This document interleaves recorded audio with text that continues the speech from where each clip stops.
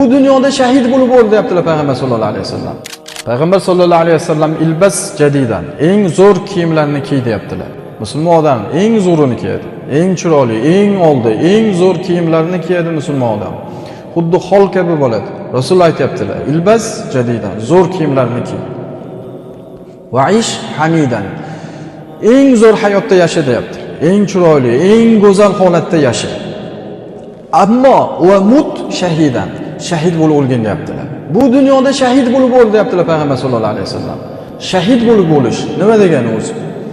Qaqqadir borib olib, o'zini o'zi halokatga tashlab portlatib o'ldirish men shahidlikmi? Shahid deganda biz mana shuni tushunamiz.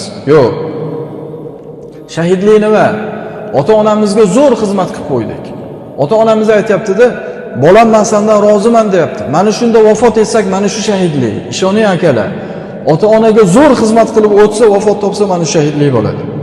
Farzandimizni zo'r qilib, odob, axloqli qilib tarbiyalab vafot topaylik, mana shu shahidlik akalar. Ishoning, shahid vafot topadi odam.